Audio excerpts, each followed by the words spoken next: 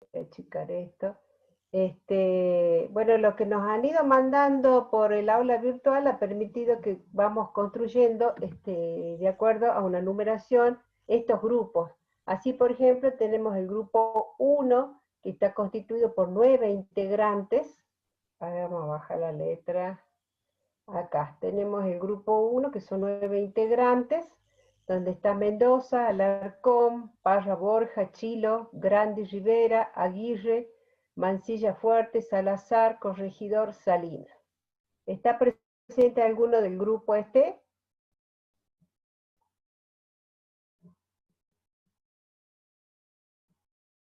Bueno, por lo visto no hay nadie Sí, de este profe, grupo. sí. Sí, del grupo 1 sí presente. ¿Quién está hablando? Yo soy la integrante número 3 del grupo, Parra Borja Blanca. Parra Borja. Ah, Sí. bueno. Estos son todos los integrantes que tienen, ¿verdad? ¿No falta ninguno o sobra alguno? En realidad había un integrante que quedó fuera, o sea, porque dice que estaba en otra comisión de otro día, ¿Quién pero es? ya lo vamos.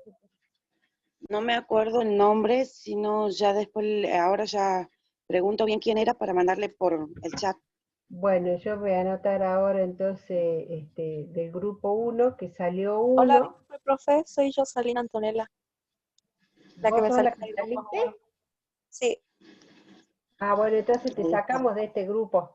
sí, estoy en el grupo 3. Bien, ya mismo te saco, así después vamos guardando, porque si no, Sí, después figuras en un lugar como que estás libre y en el otro como estás regular, y bueno, se generan un montón de confusiones. bueno, gracias. De nada, gracias por avisar, Antonella. Bueno, No sé por qué no me borra esto. Ahí está. Bueno, entonces ya le hemos sacado a Salinas. Entonces el grupo 1 queda constituido por 9 integrantes. Vamos a pasar al grupo 2, que está constituido por, según lo que me mandaron, Núñez, Andrea Jimena. Ah, está 2 veces Núñez acá. A ver, la vamos a sacar. Está una sola vez.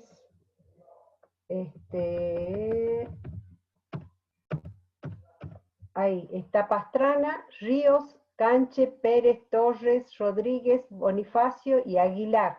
¿Hay alguien presente del grupo 2? Para que pueda corroborar que estos datos son correctos. ¿No hay nadie? Bueno, pasamos al grupo 3 entonces. El grupo 3, constituido por León, Martínez, Zamora, Torres, Chocobar, Cataña, Salinas, es la que borramos recién, ¿no? Huanca y Rojas. ¿Está bien así el grupo? ¿Hay alguien que lo represente? sí, está bien, profe. Vamos a pasar al grupo 4. Está constituido por Alonso, Álvaro Jesús Santo Aldana. ¿Está Álvaro Jesús? Porque tengo una duda, ¿cuál es el apellido en este caso? ¿Santos? ¿Y Aldana es nombre o apellido? ¿No está presente? ¿Hay alguien del grupo 4? Buen día, profe. Hola, ¿me escucha, profe? Se escucha muy bajito, se escucha muy bajito. Ahora ya me pongo los auriculares. Yo soy de ese grupo, señora, los trajo del grupo 4.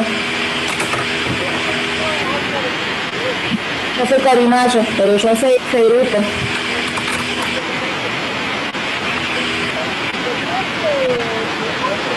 Santos Aldana, tengo un nombre acá, que lo estoy remarcando. ¿Cuál es Sí. el apellido?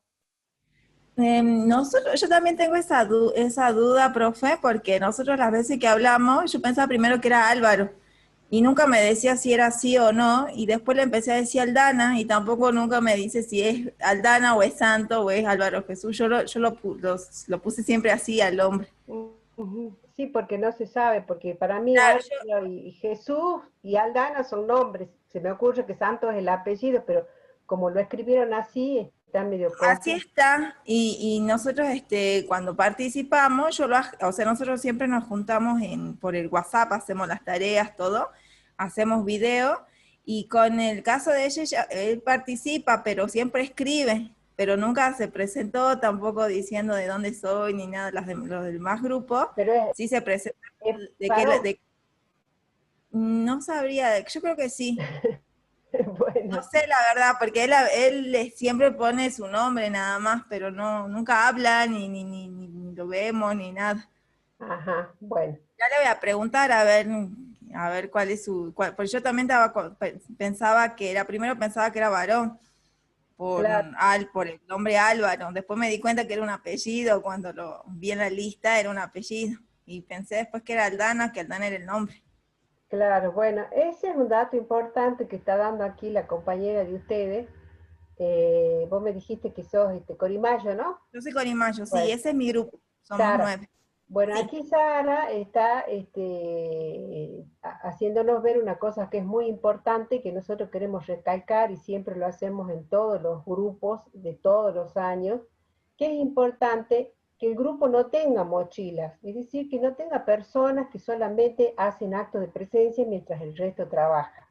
Esta es una decisión que la tienen que tomar los integrantes del grupo, si trabaja o no trabaja, porque con la sola presencia no se hace un trabajo práctico. Hay que hacer aportes, hay que intervenir en la elaboración del trabajo práctico. Así que queda en manos de ustedes el hecho de poner, cuando terminan el trabajo práctico, quiénes son realmente las personas que han intervenido haciendo aportes en el desarrollo del trabajo práctico. Porque si no es muy fácil regularizar o promocionar la materia diciendo acá estoy presente, pero los demás trabajan por mí. Y eso no es justo para los alumnos que se preocupan, que están comprometidos y son responsables con el desarrollo del trabajo práctico. Así que mándele este mensaje a Álvaro Jesús y a todos los demás que están actuando de la misma manera porque no es justo para los compañeros que realmente trabajan. Bueno, eso Profe, sería todo. Sí, sí, una consulta, ¿no? Por ejemplo, que somos 9 en mi grupo. Sí, sí. sí trabajamos todos, pero por ejemplo, en el caso de que que en algún trabajo uno no participe, nosotros los podemos directamente sacar y no nos perjudica a nosotros como grupo, porque en realidad las pautas son de 8 a 9, de 8 a 10 integrantes. Sí. No, no, si ustedes son 8 y hay uno que no trabaja, no hay ningún inconveniente en que no lo pongan en la lista. A Ujú, ver, ustedes tienen que desarrollar, por ejemplo, el trabajo práctico número 2, ¿sí? Y sí. son 9 integrantes. Y resulta que cuando se reúnen solamente participan 8. Entonces ustedes tienen que, cuando terminan el trabajo y ponen quiénes son los que realizaron el trabajo, así como pusieron cuáles son los integrantes del grupo 4, cuando finalizan el trabajo práctico me tienen que poner el nombre de los que participaron. Y entonces, por ejemplo, si Álvaro Jesús no está participando en el desarrollo del práctico, ustedes no lo ponen. Entonces uno ya va ahí agendando que esta persona tiene el trabajo práctico desaprobado porque no ha trabajado. La idea es que realmente trabaje y entienda la tarea y colabore con el grupo y aprenda a trabajar en grupo. Entonces, si no trabaja, ustedes cuando finalizan el trabajo práctico ponen los integrantes que realizaron el trabajo práctico.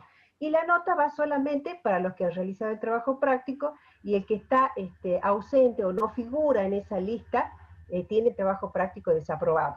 No tiene opción de volver a recuperarlo porque la instancia es que se reúna con los compañeros y desarrollen el trabajo práctico y tampoco podrá presentar el trabajo de manera individual. Así que aquellos que no trabajan con el grupo no tienen posibilidad de recuperarlo y tienen el trabajo desaprobado. ¿Sí? Bien, Bueno, bien, profe. bueno, entonces espero que Álvaro Jesús escuche después la teoría y escuche este mensaje también. Después tenemos el grupo 5, que está constituido por Mauricio. Este grupo lo he constituido yo por todos aquellos alumnos que me iban diciendo que no tenían grupo y si los podía poner en algún grupo. Y había un grupo solamente de 3 personas, entonces aquellos que estaban solitarios los agregué a este grupo y así se constituyó el grupo 5 con 7 personas. Y acá lo tenemos a Mauricio, a Alemán, Álvarez, González, Iván, Lunda y Ustazú. Profe, Sí, sí, acá también habría que incorporar a la alumna que yo le comenté, que recién se integró, digamos, las actividades, que es Lisa Pana. No sé bien bueno, cuál es su la nombre ponemos, porque ya sí, mismo la ponemos. Liz, Lisa Pana. así nomás, Sí, Zapana con Z, Zapana. Sí, correcto. Liz Zapana, y el nombre Yo no le tenés. confirmo, no, yo le confirmo ahora por email y que presente todos sus datos. Ajá, Está bien. incorporado. Bueno, ¿no hay nadie presente de este grupo? Profe, Y Micaela está en el grupo 10, Micaela, ¿a dónde está Micaela? Acá sí, arriba de Lisa Pana. La pusieron ahí porque ella, cuando mandó el trabajo práctico, lo mandó en blanco y figuraba ella sola. ajá. Y por Bien. eso la pusieron ahí, pero está en el grupo 10. Bueno, eso quiero aclarar también, que los que estaban solos y entregaron el primer práctico, se fueron responsables, como no conseguían grupo, decidieron hacer el práctico solo y lo presentaron en tiempo y forma el práctico. Entonces, esos alumnos, el primer práctico que han presentado, si está aprobado, no tiene ningún problema, tiene el práctico aprobado, y si tiene observaciones, tiene que hacer las correcciones y presentarlo también en forma individual. Y a partir del segundo grupo, entonces, del segundo práctico, entonces ya presentan el trabajo como grupo, ya no lo hacen individualmente. Por ejemplo, el señor Mauricio César Andrés fue uno de los que presentó el trabajo de manera individual porque no tenía grupo. Entonces, él tenía observaciones, tiene que realizarlas de manera individual y presentarlas hasta el día de hoy, y a partir del segundo práctico ya tendría que haber estado trabajando con todos los integrantes de este grupo. Así que todos los que estaban solos, a partir de la presentación del segundo práctico ya lo hacen como grupo. Y bueno, y acá a Ustazán Micaela la vamos a sacar entonces. Sí, pero pasa que ella era de mi grupo del principio y cuando subió el trabajo práctico se equivocó y mandó el blanco, o sea, el que no estaba resuelto. Pusimos en el foro y una profe nos dijo que ya estaba desaprobado. Mi duda es si lo podemos mandar como recuperatorio o ya queda desaprobado Bueno, definitivamente. en este caso, dada esta situación y de manera excepcional, le vamos a permitir que lo presenten, lo tendrían que presentar hoy, Sí, ya pero lo ya, subimos. pero ya no tienen opción a recuperarlo. Claro. Así ¿Y podemos que, seguir promocionando? sí, sí pueden seguir. ¿En qué Ah, grupo genial. está la alumna? En el grupo 10, A ver, directamente la vamos a poner ahora. porque ya está puesta, Está creo. puesta en el 10. A Sí, ver, porque yo no. la mandé. A ver, acá está Abreu, Cruz Roja, Serrano, Maní, Gorriti, Poca Fe. Ahí Acá está. está, bien. Bueno, entonces vamos a continuar, estábamos en el grupo 5 y quedamos así entonces. El grupo 5 por el momento está constituido por 7 personas, y aquellos que no tengan grupo se pueden incorporar a este grupo porque tienen un margen de 3, o bien si hay otros grupos que tienen menor cantidad también lo pueden hacer, pero ya a partir de este práctico ya tienen que estar constituyendo grupos a partir del segundo práctico. Después tenemos el grupo 6, constituido por Gutiérrez, Cuevas, Cuse, Gorosito, Herrera, Delgado, Lazarte, Humacate y Gutiérrez. ¿Hay algún representante de este grupo?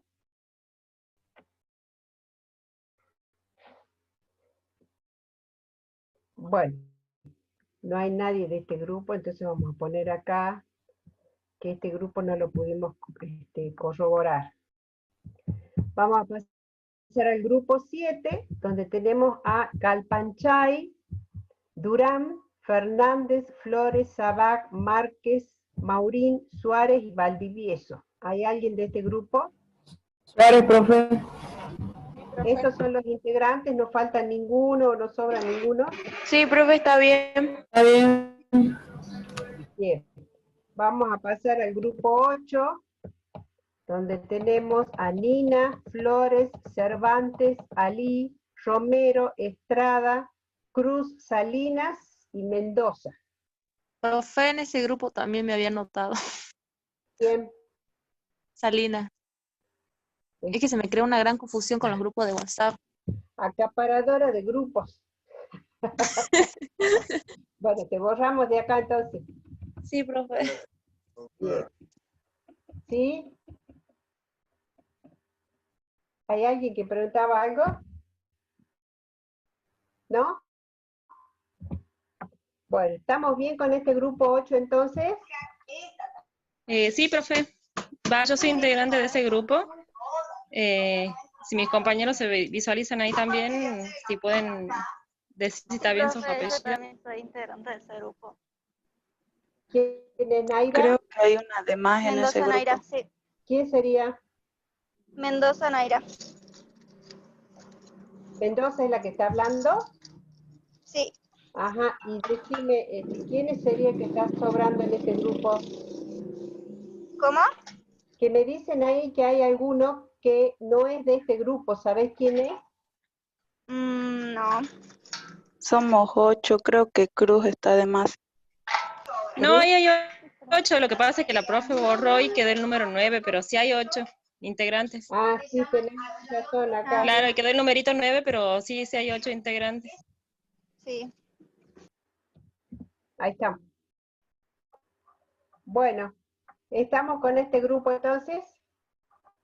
Sí, profe. Pasamos al grupo 9, que estaría constituido por Castillo, Mercado, acá el apellido está puesto después, Mercado, Huánuco, esto yo lo copié directamente y la forma más rápida de identificarlos es a través del apellido.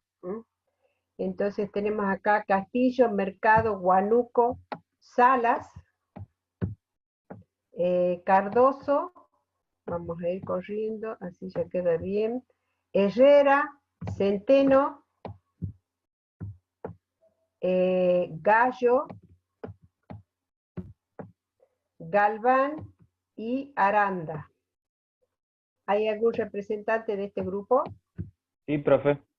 Sí, profe. ¿Son los Sí, que están profe. escritos acá? ¿Falta alguno o hay alguno de más? Están todos. Son 10. Bien, perfecto. Y vamos a pasar al grupo 10, que está constituido por Abregu, Cruz, Serrano, Mamaní, Romero, Gorriti, Puca, Hernández, Urtazán y López. Son 10 integrantes. No, profe, También López sí. ya no forma parte del grupo. López no está más. No. ¿Qué pasó con López? ¿Se fue a otro No grupo? sé. Sí, se salió. ¿No sabes si fue a otro grupo? Creo que está en el 1. Creo que la vi ahí. En el 1, a ver. Alarcón, Padilla, Chilo, Grandi, Aguille, Mancilla, Salazar y Corregidor Ángeles López. ¿Esa es? Sí, creo que sí. ¿Es López Corregidor o Corregidor López? López Corregidor. Bien. Creo. Bueno, entonces volvemos al grupo 10. Y estaría constituido por 9 integrantes, entonces. Sí. Bien. Y aquí ya terminaríamos con los grupos que han informado quiénes son los integrantes. ¿Sí? Faltamos nosotros. Nosotros tenemos entendido que somos el grupo 6, pero ahí no estamos figurando y no tampoco como grupo 6. ¿Y por qué saben que son el grupo 6? Porque en los archivos que subió la profe al aula figuramos como grupo 6. Profe, disculpe, ¿de qué comisión Perdón. sería ese grupo? Somos el grupo. Perdón, No perdón. aparece. Omití decirles que esto se trata de la comisión de los martes. Ah, bueno. La comisión de los martes, ¿están todos presentes? ¿No falta nadie en un grupo?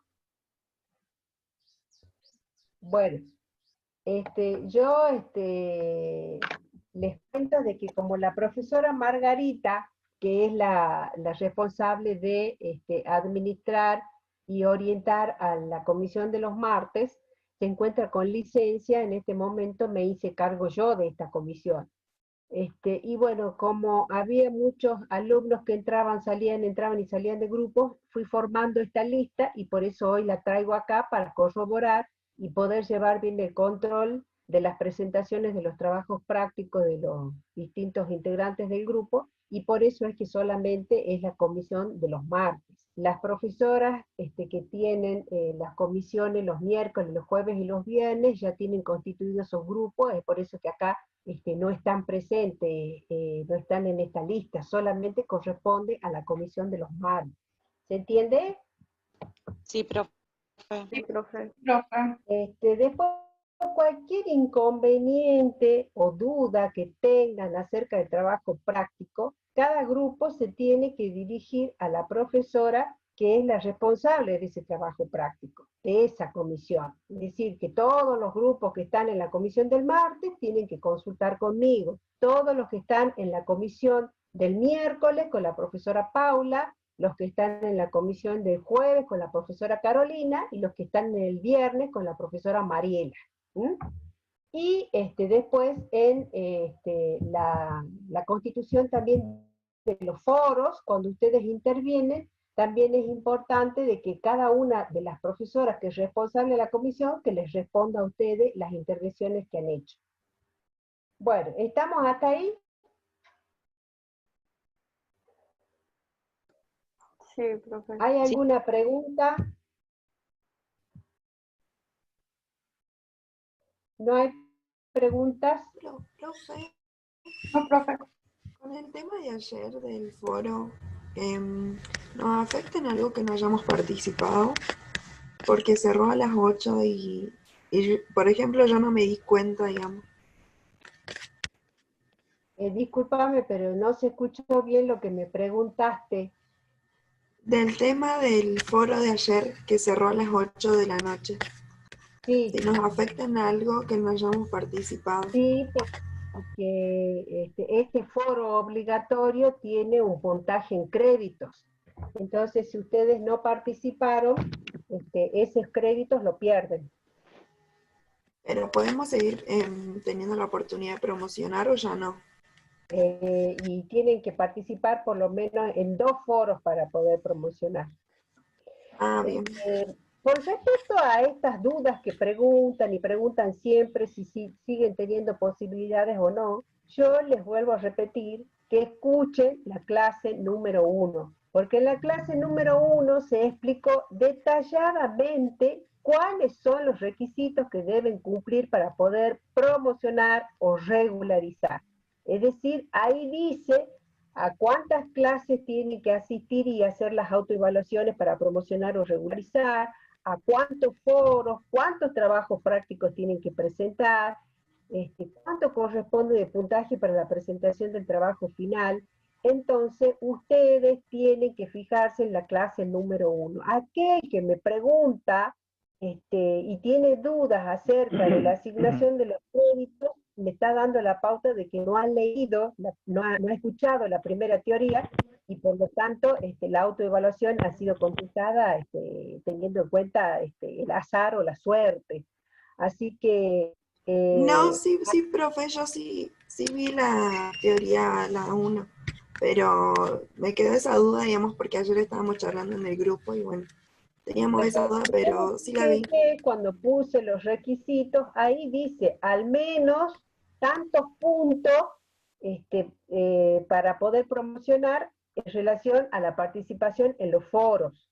Entonces tienen que tener por lo menos, no recuerdo en este momento 10 o 20 puntos, no me acuerdo, pero decía cuántos foros. Entonces tienen que fijarse en esa planificación que yo les he puesto en la primera clase donde está la asignación de los puntos y la cantidad de foros o de actividades que tienen que realizar para poder promocionar o regularizar. Profe, Sí. Soy Mariela. Hola Mariela, ¿cómo estás? Buen día. Bien, bien. Sí, también recordarle a los chicos de que el foro de ayer se debían acreditar 10 créditos, digamos. Tenían 10 créditos. Claro, claro. Se varía por 2 foros. Entonces, tienen que tener en cuenta eso, ¿no? Sí, eso se dijo en la clase pasada, que el foro del jueves que pasó, de ayer, tenía una acreditación de 10 puntos. Así que aquellos que no hayan participado de este foro ya no pueden dejar de participar en el resto de los foros que quedan. ¿Sí? ¿Qué tal? Buen día. ¿Cómo está? Buen día. ¿Cómo está, profesora Mariela? Quería exponer justo relacionado al tema que había citado la compañera. Ayer con nuestro grupo, nosotros también pusimos en exposición a nuestra profesora Mariela, pero tuvimos un inconveniente en la explicación o en la realización del punto que se nos pedía en el foro obligatorio. Entonces lo que hicimos, cuando nos dimos cuenta, ya era tarde y ya había cerrado el foro, se lo adjuntamos a la profesora. Sé que no era conveniente, o no se debería hacer, pero no nos quedó otra solución, ya que había cerrado ese foro y lo habíamos hecho temprano. El inconveniente surgió de que el que debía enviar, en este caso, la actividad que la habíamos desarrollado con Esther Díaz en el 2007, en su concepto como observación en el campo del conocimiento, se confió de que se había enviado y lo dejó así. Y cuando me fui a avisar, saliendo ya de mi trabajo y de algunos compañeros también, no se había enviado. Quisiera consultar con ustedes, obviamente estoy a su disposición y entenderé, pero sí, podría haber una excepción en este caso, y si no, como digo, también lo entenderé. Muchas gracias. Y esa intervención que hicieron, ¿a dónde la mandaron? Nos comunicamos con la profesora Mariela Cari, casualmente, para poder ver si entre ustedes podrían consensuar este tipo de actividad. Sé que no fue lo adecuado, pero actuamos de esa manera. Ya lo vamos a conversar con las profesoras entonces en reunión de cátedra. Acordate, Gracias. Mariela, anótalo para que lo tratemos a ese tema y tener a disposición la intervención que hicieron para que veamos, hagamos un análisis de eso. Perfecto. ¿Otra pregunta?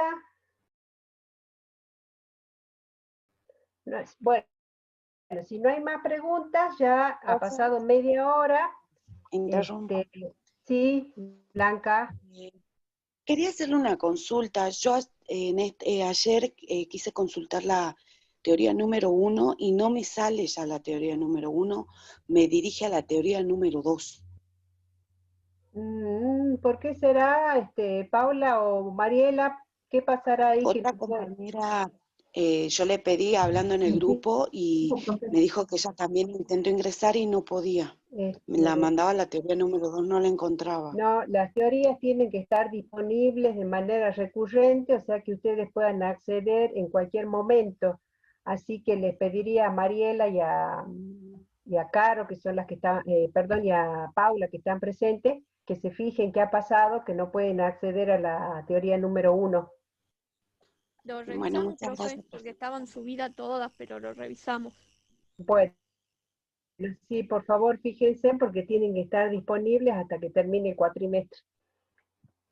Bueno, vamos a pasar entonces a cerrar el audio y los videos para que podamos ver sin interferencias el PowerPoint para el desarrollo de la clase de hoy. Yo voy a anular solamente la imagen para que no les tape parte del contenido del documento que les voy a compartir. Así que ahora mismo comparto pantalla y y vamos a acceder al Power de la clase número 3.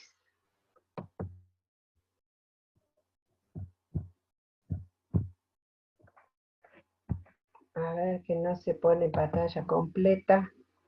Ahí está. Bueno, vamos a iniciar entonces la clase número 3 haciendo un repaso de todo lo que vimos en la clase anterior, en la clase número 2, es decir, para poder concatenar los conocimientos de la clase anterior con los de esta clase, vamos a recordar que hemos visto el concepto de conocimiento, que de ese conocimiento dijimos que había un gran cuerpo que a su vez estaba constituido por dos subcuerpos que eran proposiciones del conocimiento vulgar y proposiciones del conocimiento científico. Que cada uno de estos conocimientos tenía sus características, entonces lo definimos y dimos las características de cada uno, vimos cuál era la forma de validar un conocimiento para que forme parte del vulgar o para que forme parte del conocimiento científico, y esa validación la hemos denominado, o mejor dicho, se conoce como legitimación, y hemos dado el concepto de legitimación, y de qué manera se legitima el conocimiento vulgar y de qué manera el conocimiento científico.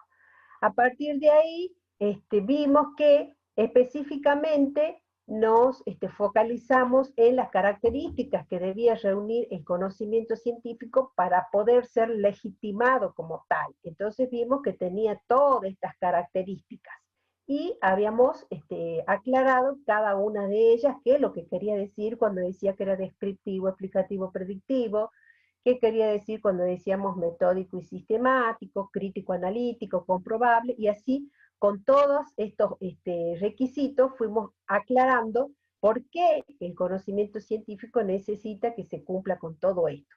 A partir de todos estos criterios, a ver, voy a poner el láser, acá está. A partir de todos estos criterios o requisitos que debe cumplir el conocimiento para calificar como conocimiento científico, derivamos en la construcción de una definición de ciencia. Y entonces así hemos definido ciencia a partir de cada uno de estos criterios. ¿Sí? Después también, no sé por qué no me anda el mouse.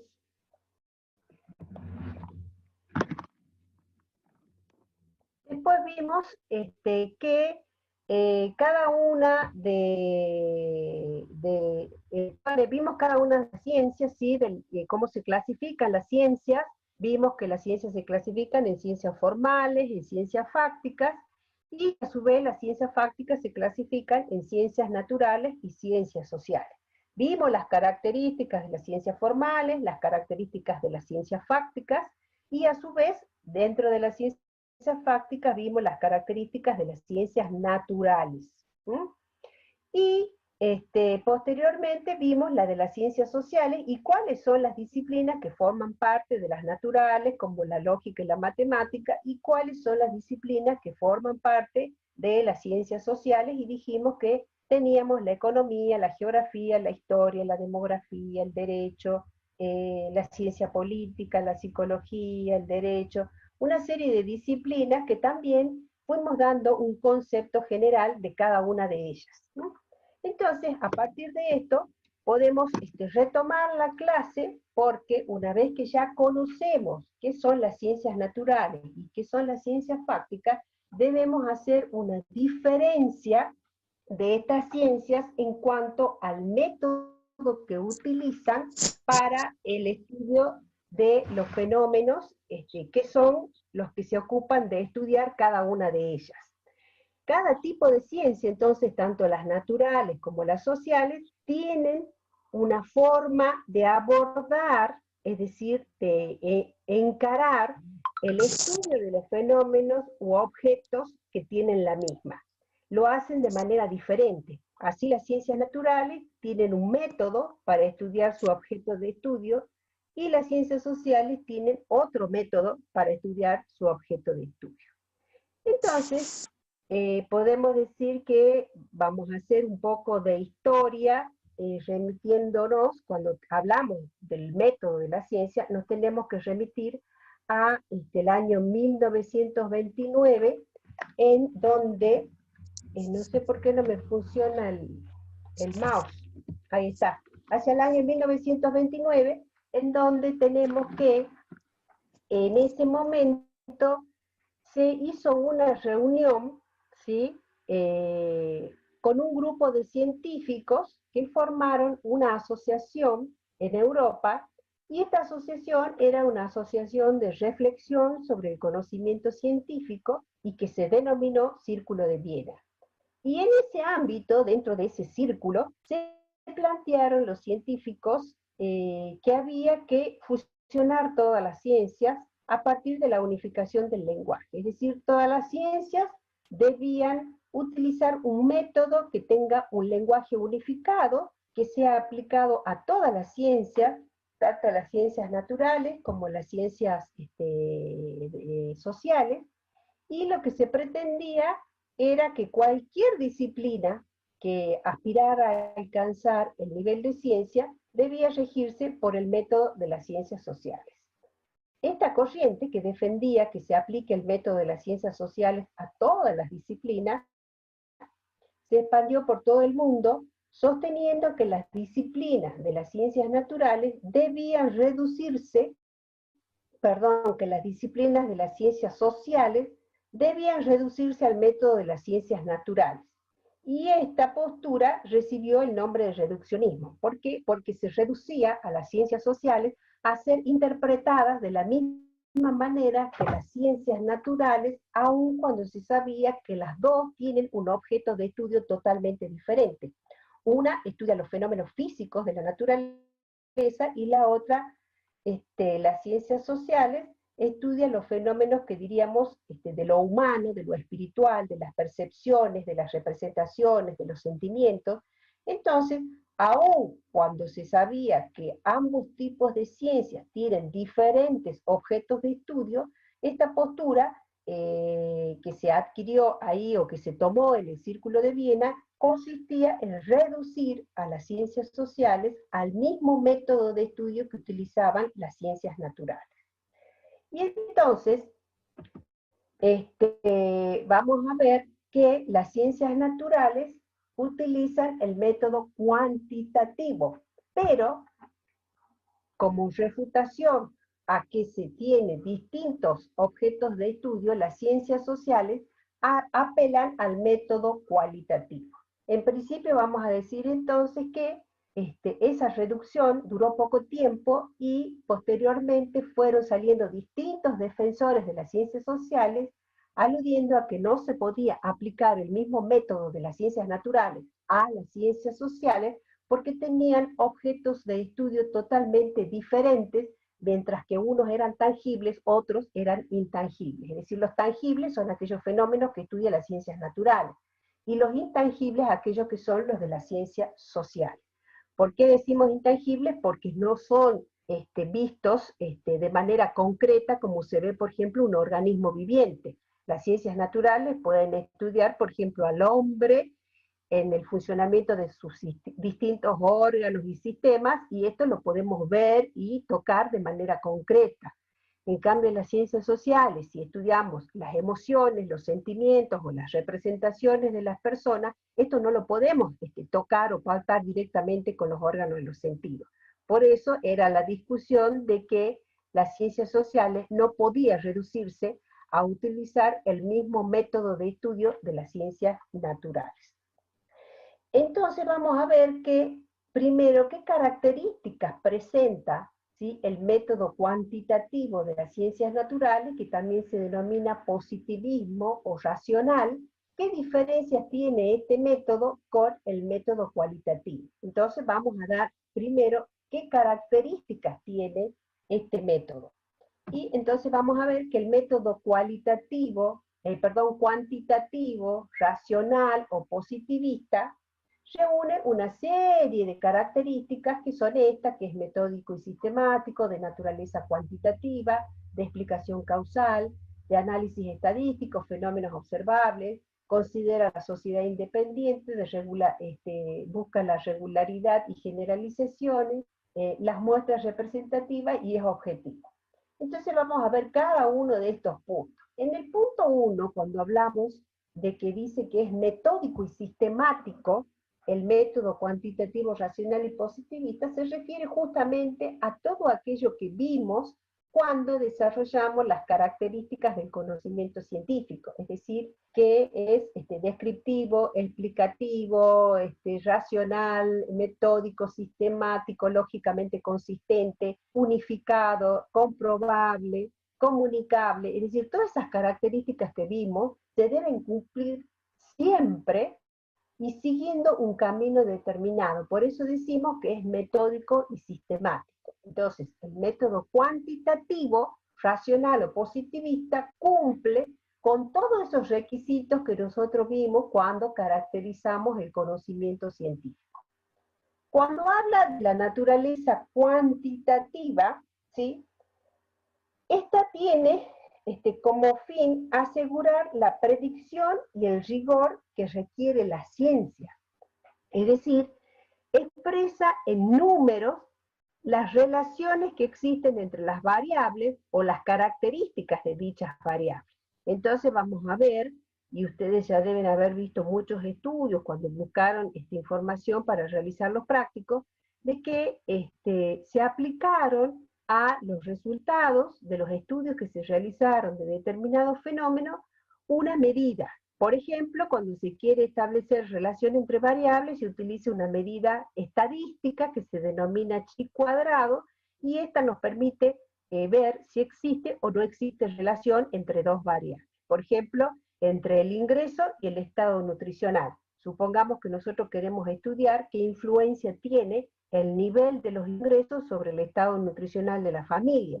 Entonces tenemos que aplicar, según este método, una prueba estadística que nos permite ver si existe o no existe relación entre esas variables. ¿Qué quiere decir si existe o no existe relación entre esas variables? Que me va a decir que quiero comprobar si a mayor ingreso, mejor estado nutricional, o si a menor ingreso, mal estado nutricional. Entonces esta variable me va a decir si realmente existe o no existe relación en un grupo social con respecto a estas dos variables, ¿no?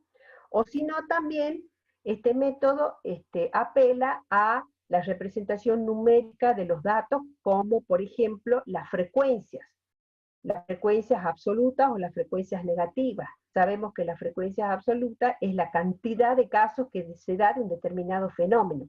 Así, si ustedes están estudiando la desnutrición, dentro del marco de este método, vamos a expresar la cantidad de personas desnutridas en determinada comunidad, por ejemplo, a través de la frecuencia absoluta. Esto quiere decir el número exacto. Entonces van a decir, existe 150 personas desnutridas, de las cuales tenemos 30 que son niños, 40 que son adolescentes, y así van describiendo a través de frecuencias absolutas la cantidad de personas que sufren de esta patología, es decir, de la desnutrición. O bien se pueden expresar a través de frecuencias relativas y que consisten en el porcentaje. En vez de dar el número de desnutridos, dan el porcentaje. O también hay otras pruebas, por ejemplo, como el test de Student también, y existen muchas otras pruebas dentro del campo de la estadística que son utilizadas para poder expresar las relaciones o dar más o menos una fotografía de un estado de situación acerca de un fenómeno. Esto sería cuando habla de naturaleza cuantitativa, es decir, expresa todos los resultados de la investigación a través de números, a través de relaciones con la aplicación de pruebas estadísticas. ¿Entendemos esto? ¿Está bien hasta ahí? Sí, profe. Sí, profe. Bueno, en cuanto al punto 3, no sé por qué se me hacen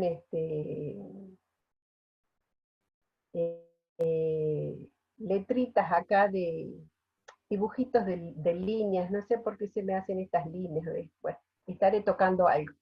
Vamos al punto 3. Cuando habla de la explicación causal, es decir, que la explicación científica que da el método positivista es de naturaleza causal porque busca las causas que dan determinado fenómeno. por qué se produce determinado fenómeno. Se busca las raíces o las causas de ese fenómeno y consiste en subordinar los casos particulares a las leyes generales. ¿Qué quiere decir esto? Que de acuerdo a determinados fenómenos que se dan de manera aislada, se busca que en la mayor cantidad de la población de ver si están presentes o no esos casos para poder hacer generalizaciones y de esa manera formular leyes generales. Por ejemplo, yo les había dado el ejemplo de la inercia en la clase anterior y había dicho que esta ley decía que todo cuerpo tiende a mantener su estado inicial. Entonces les había explicado que todo cuerpo que está en movimiento, cuando se frena de golpe, por ejemplo cuando vamos en un auto, el cuerpo se va hacia adelante porque tiende a mantener ese movimiento en el que estaba antes de que se produzca el frenado del automóvil. O bien cuando están sentados y el automóvil está estacionado sin desplazarse, cuando arranca, el cuerpo tiende a hacerse hacia atrás porque tiende a mantener la posición inicial, es decir, la posición de reposo.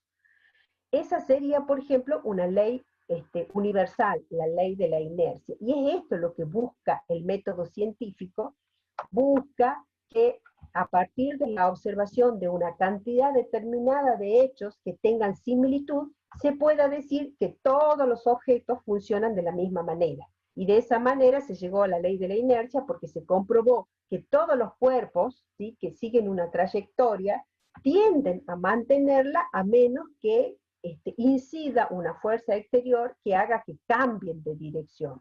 Entonces se formula esta ley general y es esto lo que busca el método científico. Busca la causa de los fenómenos formulando generalizaciones de los procesos observados. ¿Esto se entiende hasta ahí? Sí, profe. Bueno. Sí, profe. Bueno, entonces busca las causas de los fenómenos para establecer generalizaciones y formular leyes generales o universales. En cuanto al análisis estadístico, utiliza la aplicación de pruebas. Esto implica que solo sean objeto de estudio, según esta metodología del método científico, que solo serán objeto de estudio los fenómenos observables. Entonces aquí ya nos vamos dando cuenta de que este método no puede ser aplicado al campo de las ciencias sociales. Si nos dice que implica el uso de pruebas estadísticas, implica que solo sean objeto de estudio los fenómenos observables, ya que estos son los únicos susceptibles de ser medidos, analizados y controlados experimentalmente, entonces no podemos hacer uso de este método para el estudio de los fenómenos sociales. Por ejemplo, la observación y el tratamiento estadístico nos permite descubrir regularidades expresadas en forma de leyes, como lo dije anteriormente.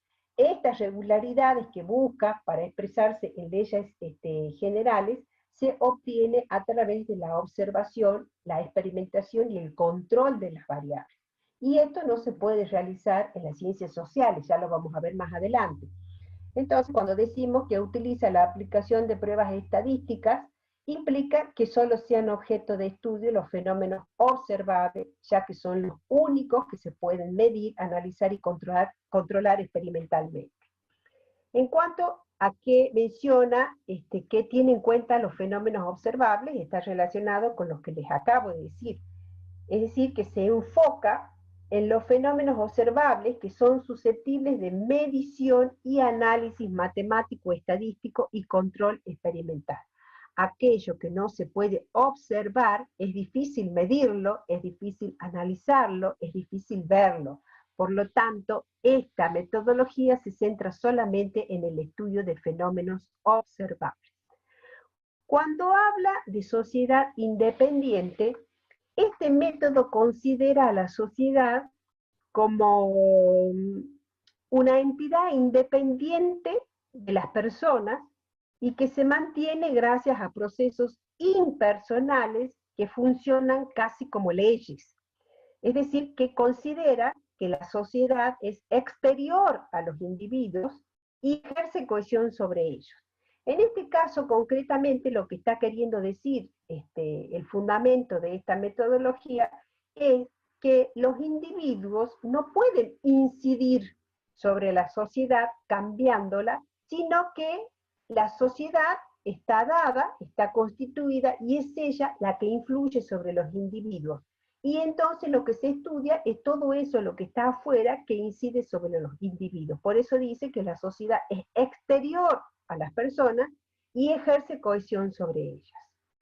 En cuanto a la regularidad y generalizaciones, esta teoría metodológica rechaza los hechos aislados, las situaciones puntuales, concretas o irrepetibles.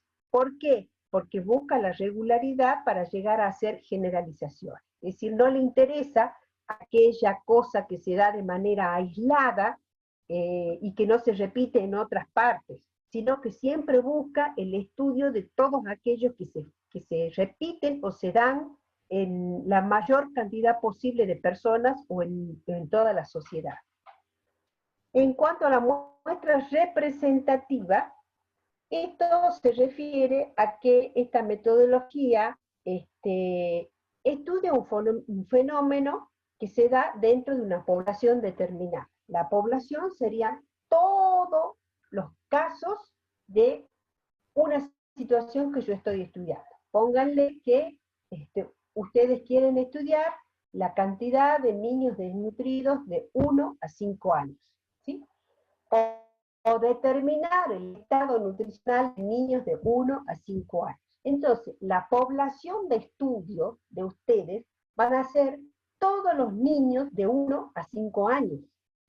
Y la muestra representativa implica que de esa población, estadísticamente, con la aplicación de una prueba estadística, se tiene que sacar una determinada cantidad de niños de 1 a 5 años que representen a la totalidad, es decir, que tengan las mismas características que tiene la totalidad de la población.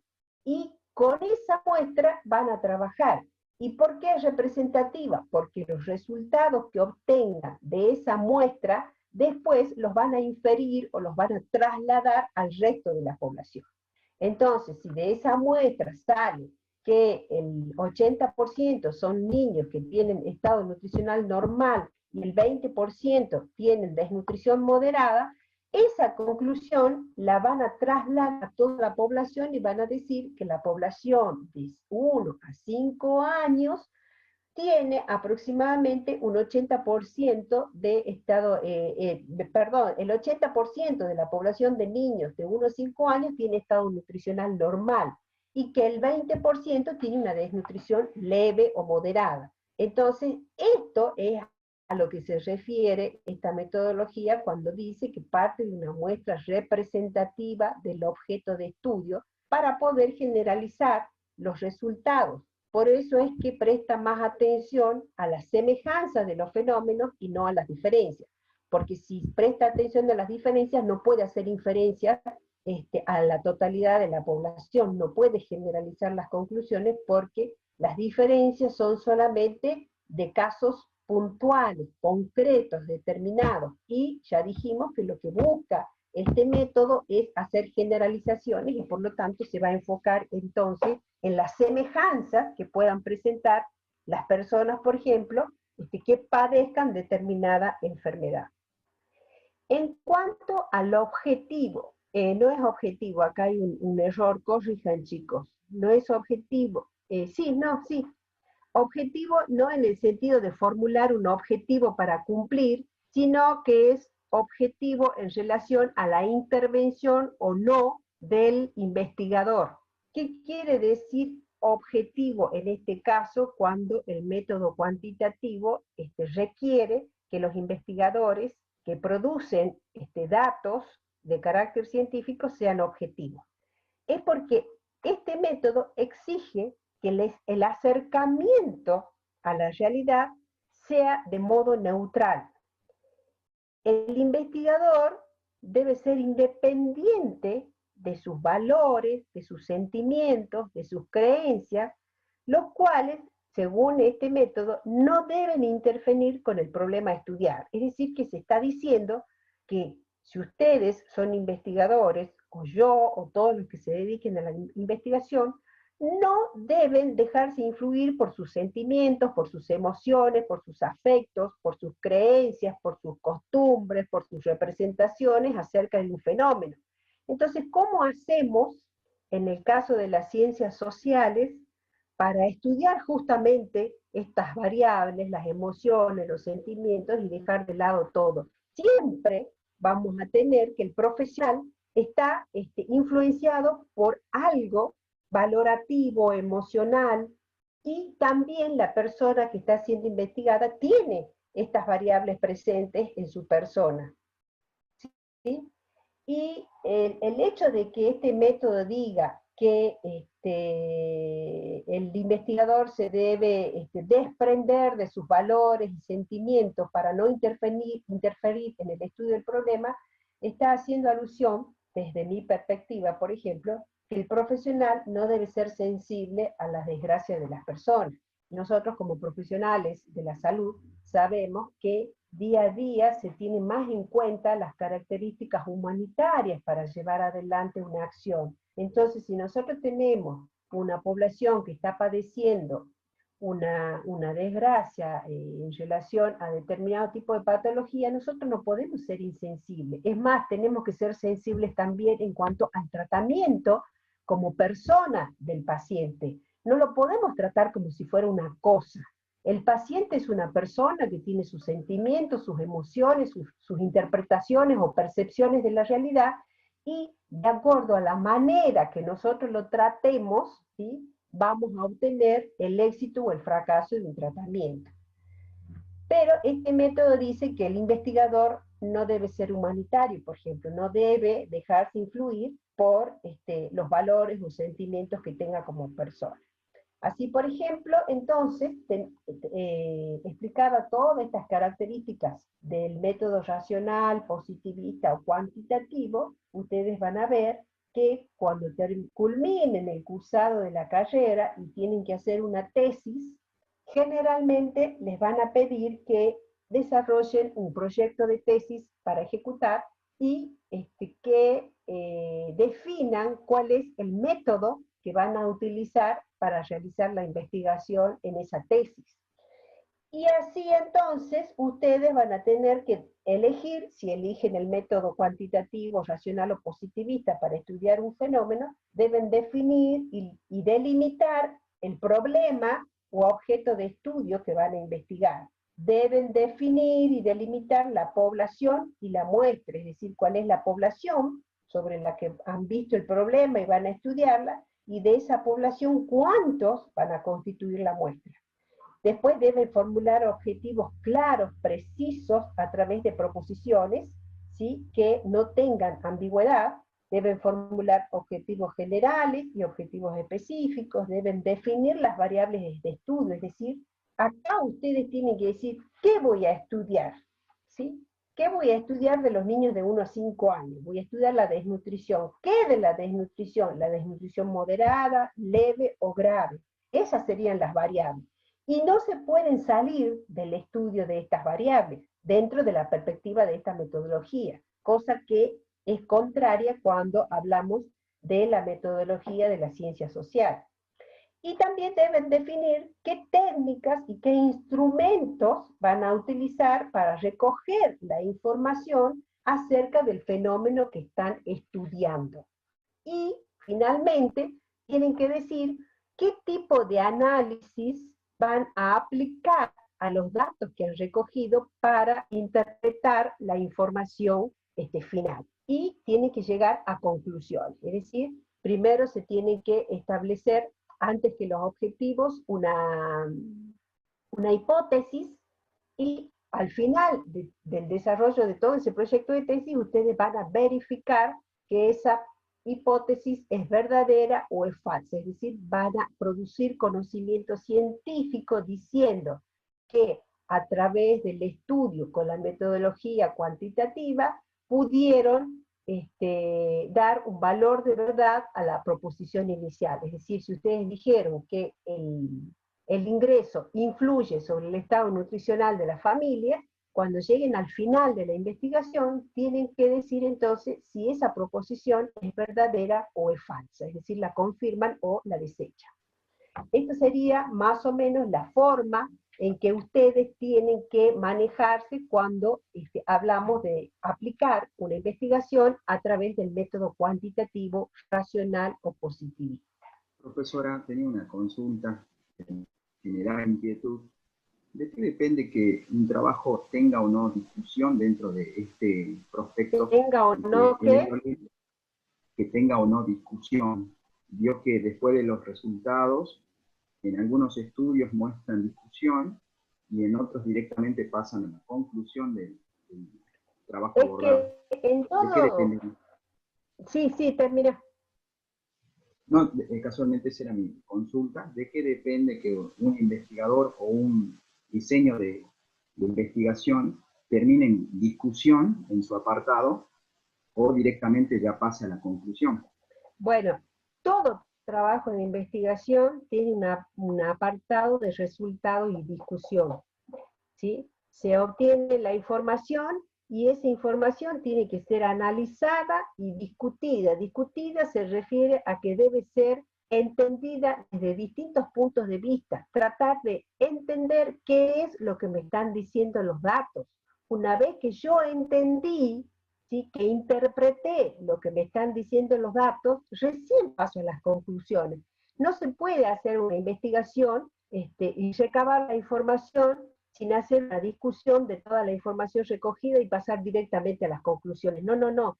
Si ustedes han visto trabajos en internet o en alguna bibliografía, que es raro que esto sea, por eso tiene que fijarse también el rigor científico con el que ha sido tratado el tema, fijarse si la revista o el documento tiene carácter científico.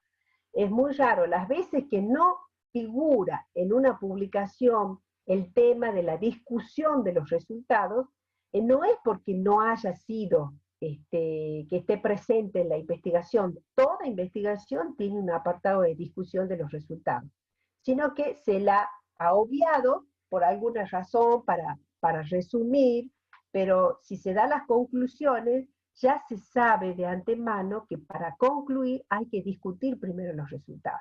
Entonces, este método no acepta concluir una investigación sin que se haya discutido los resultados. ¿Entendés? Sí, muchas gracias. De nada. Bueno, entonces hemos visto que el método cuantitativo tiene estas características que lo hacen muy particular y se aplica al estudio de las ciencias naturales. Entonces, cuando ustedes vayan a hacer un estudio del funcionamiento del cuerpo, de las características de una patología, de la relación de algunas variables con el desarrollo de la patología, van a utilizar este método. Es decir, todo aquello que estudia entes de naturaleza física o natural, ¿sí?, utilizan el método cuantitativo, racional o positivista.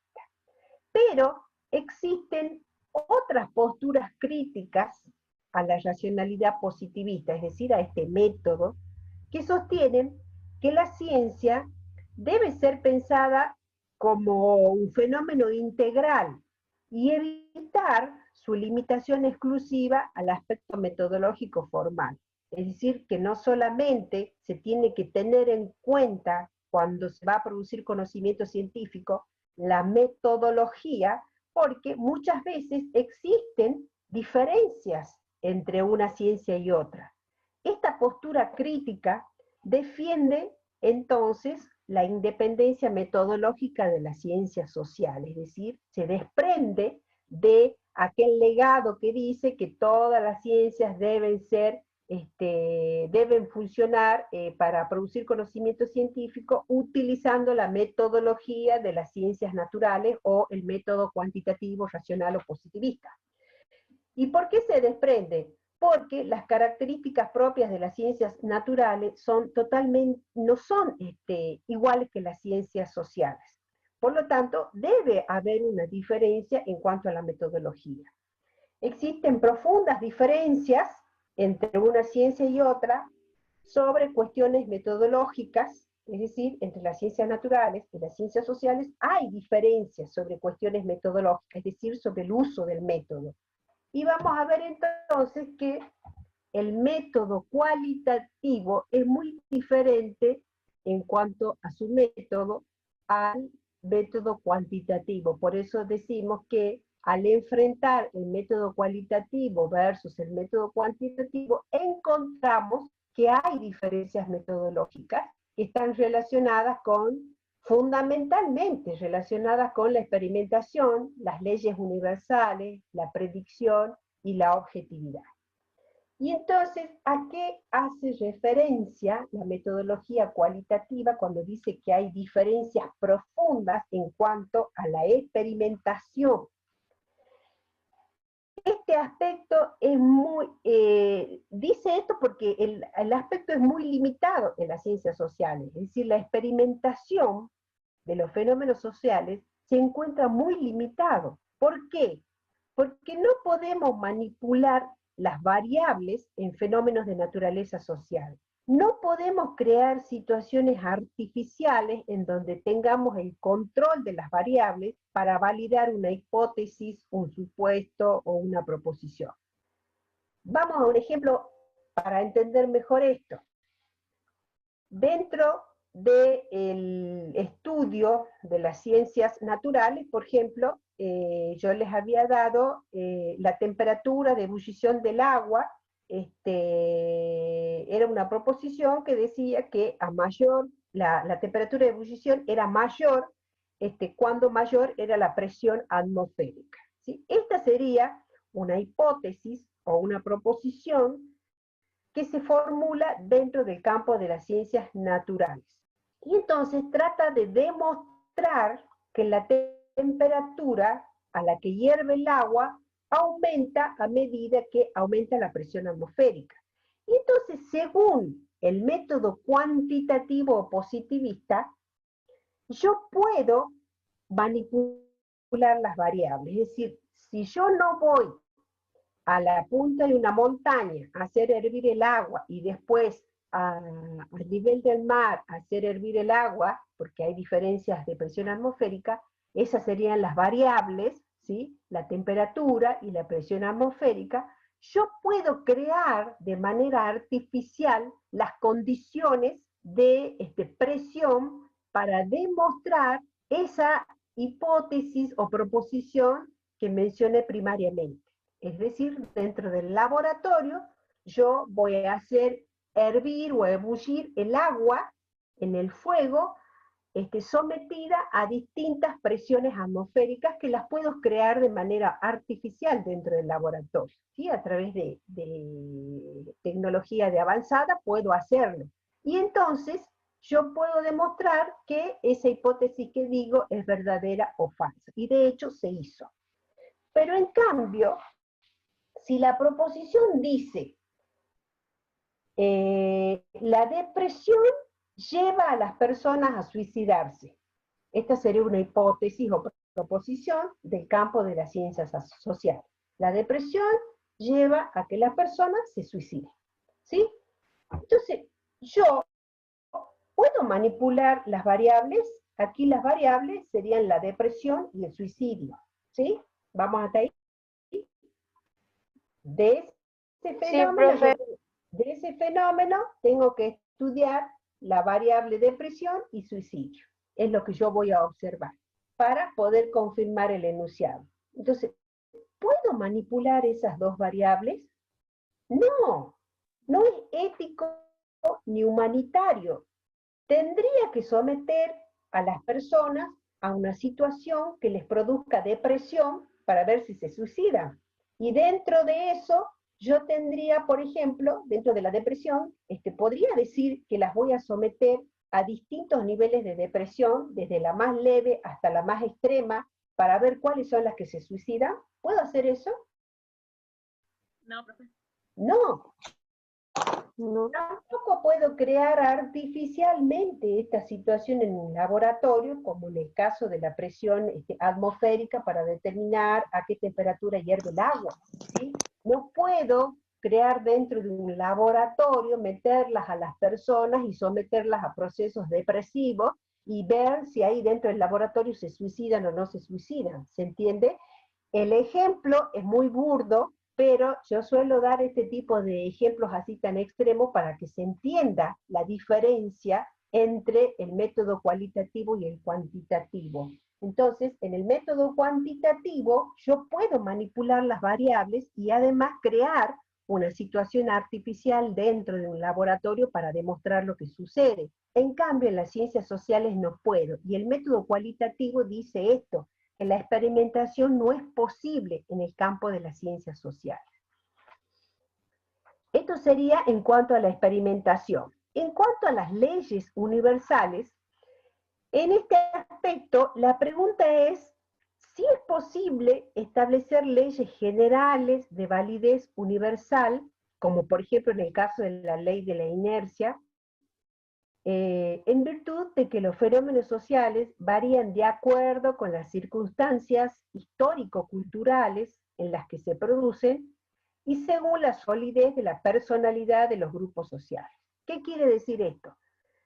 Los defensores de esta postura de la metodología cualitativa dicen que no es posible formular leyes universales dentro del campo de las ciencias naturales, porque los fenómenos o los hechos sociales que se producen y que los estudiamos varían de acuerdo a el contexto histórico-cultural o las circunstancias históricos-culturales, es decir, las personas tienen toda una historia y la humanidad tiene toda una historia y cada grupo social tiene características culturales que los diferencian de otros grupos sociales. Entonces así, cada grupo social va a reaccionar de acuerdo a su historia y a sus características culturales de una manera diferente a otros grupos sociales. Así entonces podemos ver que las circunstancias que llevan a la depresión a las personas varían según el grupo social, es decir, según el grupo social, según las características culturales que tenga ese grupo social, las personas se van a deprimir o otras no se van a deprimir según el factor que esté incidiendo para desarrollar esa depresión. Por ejemplo, algunos se deprimen porque no tienen plata, ¿sí? Y otros se deprimen porque no pueden ir a pescar, ¿sí? Y hay otros que no se deprimen si no tienen plata o no pueden ir a pescar. Entonces, esto varía de acuerdo a las características culturales de un determinado grupo social, y la reacción o la conducta frente a la depresión va a ser diferente, ¿sí? Si hay personas que se deprimen porque no tienen plata, hay algunas que pueden llegar a suicidarse y hay otras que no, van a hacer todo lo contrario, se van a cargar,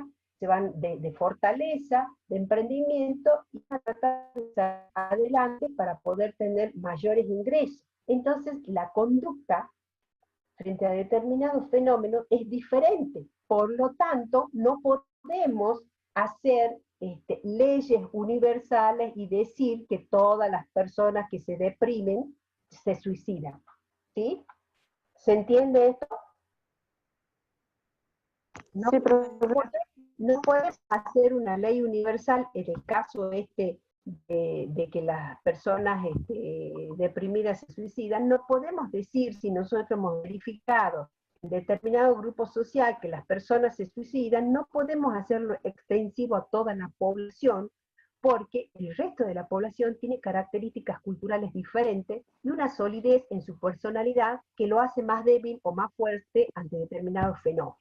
Entonces, en este aspecto tampoco es compatible aplicar el método científico positivista a los fenómenos sociales. ¿Por qué? Porque lo acabo de explicar, ¿sí? Porque las personas se comportan de manera diferente según según su historia y sus características socioculturales.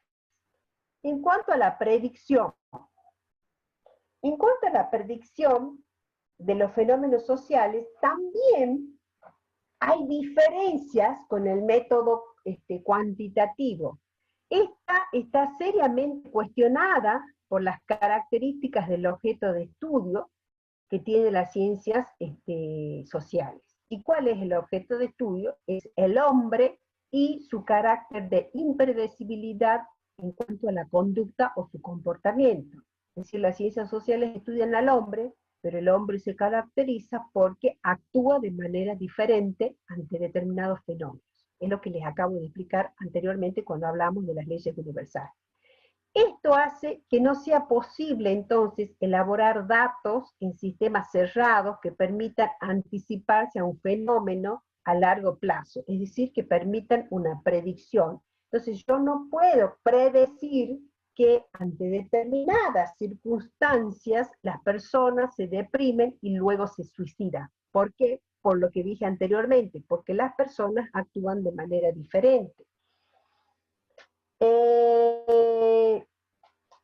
Así, por ejemplo, vamos a ver que acá tenemos un aspecto fundamental dentro de lo que es la predicción, y es que el conocimiento público de una predicción que sea cierta, produce variaciones en el comportamiento social de las personas y lleva a que la predicción no se cumpla. ¿Qué quiero decir con esto? Aquí el aspecto central es el conocimiento de una predicción. Hay dos casos. En el primer caso, el conocimiento público de una predicción cierta, es decir, que se sabe que sí o sí va a ocurrir, produce distintos tipos de comportamiento en las personas y hace que esa predicción, que se suponía que sí o sí se iba a cumplir, no se cumpla. Entonces, veamos en un ejemplo para que sea más claro. Si yo digo, los niños recuperados de la desnutrición serán dados de alta en el programa provincial de nutrición luego de los 30 días de recuperado, ¿sí? Esto es una predicción, es decir, es una normativa del programa que dice que cuando el niño que estaba dentro del programa de nutrición se recuperó, a los 30 días de recuperado queda fuera del programa. Y quedar fuera del programa, ¿qué implica? Que no supongamos que estás recibiendo la caja de leche, la caja o el bolsón alimentario, que tiene controles semanales, quincenales o mensuales, sin necesidad de ir a hacer cola para sacar el turno, sino que ya está pautado, es decir, todo un conjunto de medidas que facilitan a los padres el tratamiento de ese niño para que se recupere rápido, ¿sí? Entonces, cuando nosotros decíamos que el conocimiento público de una predicción hace que ésta no se cumpla, en este ejemplo sería que si los padres conocen esa predicción, es decir, que a los 30 días recuperados de su hijo desnutrido queda fuera del programa y no recibe más todos los beneficios, esto hace, y ha ocurrido en la realidad, que se desarrollen conductas perversas en donde los padres dejan de cumplir con el tratamiento alimentario para evitar que el niño se recupere y por lo tanto evitar que el niño salga del programa. ¿Se entiende con este ejemplo? Sí, profe. Sí. O sea, uno tiene una proposición que predice que va a pasar algo después de determinado tiempo. En este caso, la proposición dice que los niños van a salir o van a quedar fuera del programa 30 días después de recuperar. Cuando los padres o los tutores conocen, ¿sí?, esta predicción, lo que hacen es actuar de una manera perversa y hacen que el niño no se recupere, no cumpliendo con el tratamiento para no quedar fuera de ese beneficio que es el de recibir la leche, la caja de alimentos y todo lo demás. Esa sería una de las formas del conocimiento público que hace que la predicción no se cumpla. O sea, los padres, al conocer la predicción, tomaron una actitud o un comportamiento que llevó a que esa predicción no se cumpla, es decir, que el niño no salga del programa de nutrición. Por otro lado, existe también otra forma en donde no se cumple, o sí se cumple una predicción que no sea cierta. En este caso es el conocimiento público de una predicción cierta. Cuando las personas conocen que esa predicción sí o sí se tiene que, actúan de una manera tal para evitar que se cumpla, en su caso, la Dame predicción. agua. ¿Sí? Agua, dame para tomar. Yo también quisiera un poco de agua, chicos. Bueno, y la otra predicción es la que no se cumple por consecuencia del comportamiento de las personas, ¿sí? Entonces tenemos que el conocimiento público de las predicciones que no son ciertas en el momento en que se realizan, también produce determinadas conductas provocando la autorrealización de la predicción. ¿Cómo se entiende esto? Parece difícil, pero es sencillo. Anteriormente había dicho que las personas actúan de manera contraria cuando conocen una predicción que es cierta, que sí o sí se va a producir. En este caso, ¿sí?, las personas actúan de determinada manera cuando se enteran de una predicción o de una proposición que no es cierta, ¿sí? Y entonces actúan de determinada manera haciendo que esa predicción que no era cierta se cumpla. Ejemplo, podemos decir el precio de la cebolla va a aumentar un 200% a raíz del aumento de la nafta. ¿Sí? Esa es una predicción que comienza a correr o a circular dentro de la sociedad, de que la cebolla o cualquier otro alimento puede aumentar en un 200% su precio. Entonces, los comerciantes, los vendedores de cebolla, por ejemplo, al escuchar esta predicción, que no es cierta, porque capaz que la cebolla aumenta un 10%, un 30%, pero no un 200%, llevan la cebolla a un 200% más. Es decir, que hacen que esa predicción que no era cierta, que solamente era un rumor, se cumpla y se haga verdadera. Y esto ocurre muchas veces, y lo estamos viendo en la actualidad, que corre el rumor de que determinada cosa va a aumentar, y al otro día todos los comerciantes aumentaron el precio, aun cuando no se autorizó el aumento del precio del producto. Entonces tenemos dos situaciones. Una en donde al conocer una predicción cierta, las personas hacen que no se cumpla. Era el caso del niño desnutrido dentro del programa. Y el segundo caso sería el conocimiento de una predicción que no es cierta, las personas con su conducta hacen que se cumpla esa predicción, es decir, que se haga verdadera. Esto es lo que sucede en el campo de las ciencias sociales y por eso la predicción no puede ser un requisito dentro del método cualitativo como lo es dentro del cuantitativo. En cuanto a la objetividad, ¿sí?, la pregunta en este punto o en este aspecto es si es posible que las ciencias sociales produzcan conocimiento científico objetivo teniendo en cuenta que en el estudio de las conductas humanas siempre intervienen valores, percepciones, intenciones, intereses, creencias y sentimientos. Ustedes van a ver que en el campo de las ciencias naturales, estos elementos, es decir, los valores, las percepciones, las intenciones, los intereses, no están presentes, por ejemplo, en un órgano como en el corazón, que es estudiado por los médicos, ¿sí?, por los médicos del campo de las ciencias naturales. No están presentes porque el corazón no habla, el corazón funciona, está ahí presente, concreto, palpable, y se lo observa cómo funciona, y el corazón no tiene valores, percepciones, intenciones, intereses, se deja estudiar porque es un órgano del cuerpo humano.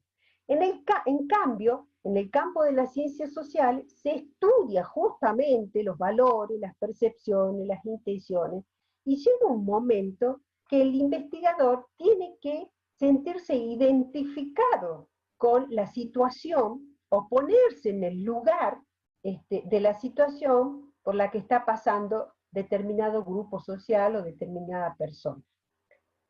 Estos valores, percepciones, intereses, creencias, sentimientos se encuentran presentes tanto en el objeto de estudio como en el investigador. Es decir, si yo soy el investigador, yo tengo mi bagaje cultural, mis creencias, mis sentimientos, mis intenciones, mis intereses, y a la persona que yo voy a ir a estudiar o a investigar algo sobre esa persona, también los tiene. Por lo tanto, el sentido de objetividad no puede ser aplicado en el campo de las ciencias naturales. Entonces, de acuerdo a estas 4 consideraciones, estas 4, la experimentación, las leyes universales, la predicción y la objetividad, el método cualitativo surge como una alternativa al positivismo. Y entonces tenemos que el método cualitativo, ¿sí?, se enfoca en el estudio de los significados, de los símbolos o interpretaciones. Y dentro de esto entran los valores, las representaciones, las percepciones, las emociones, los sentimientos. Entonces el método cualitativo se enfoca en el estudio de estos aspectos. Estudia las particularidades. Esto quiere decir que no se aboca al estudio de los fenómenos para formular leyes generales. Lo que obtiene del resultado de sus investigaciones es una particularidad que le corresponde a determinado grupo social y que no puede ser entendida y aplicada al resto de las poblaciones o grupos sociales. Por lo tanto, las muestras en el método cualitativo son intencionales. No se puede tener muestras representativas cuando los fenómenos se presentan de manera diferente en el campo de las ciencias sociales. No busca entonces muestras representativas, sino que son intencionales. Entonces, si yo quiero estudiar cuáles son, por ejemplo, las representaciones que tienen las madres acerca de la desnutrición como enfermedad que están padeciendo sus hijos, ¿sí? ¿Alguien me preguntó? ¿Alguien me preguntó algo? ¿No? Bueno, estamos como ese meme que salió que decía que las clases virtuales se convierten en sesiones de espiritismo porque empezamos a preguntar, ¿están ahí? ¿Me escuchan? ¿Entienden? Bueno, entonces decimos que no busca muestras representativas, sino intencionales. Es decir, si yo quiero estudiar las representaciones que las madres de determinado grupo social tienen acerca de la desnutrición, cuando digo representaciones, me refiero a las creencias, al conocimiento o a la percepción que las madres tienen acerca de la desnutrición de sus hijos, ¿sí? Entonces yo voy a estudiar un determinado grupo social, es decir, voy a elegir, por ejemplo, a la comunidad de el Tintín de la Loma, pónganle, y voy a estudiar a esa comunidad intencionalmente porque yo sé, de acuerdo a las investigaciones que realicé, que las madres entienden de una manera diferente a la desnutrición que el resto de la población que está instruida a un determinado nivel. Por ejemplo, los médicos, los nutricionistas o los grupos sociales que tienen un mayor nivel de instrucción. Entonces yo sé que esas personas la entienden de una manera diferente y quiero saber de qué manera la entienden. Entonces yo elijo esa gente y esa va a ser mi muestra. Por eso dice que es intencional. En cambio, en el método cuantitativo, ¿sí?, las muestras generalmente son al azar, es decir, de la totalidad de la población se empieza a sacar al azar representantes de esa muestra para después poder generalizar los resultados. En este caso no. Los resultados en las muestras intencionales son solamente para esa muestra y no para el resto de la población. En cuanto a que produce datos descriptivos, se dice que produce datos descriptivos porque justamente describe las características del fenómeno con las propias palabras de las personas, habladas o escritas, y la conducta observable. Es decir, se observa de qué manera las personas actúan y también se registra el discurso de las personas. En el caso del ejemplo de las representaciones de la desnutrición, le decía, ustedes van a ir, van a entrevistar a las madres, y van a grabar todo lo que las madres le dicen, y cuando den los resultados deben ser expresados tal y como lo expresan las personas con las que he trabajado en el estudio, es decir, con las personas investigadas.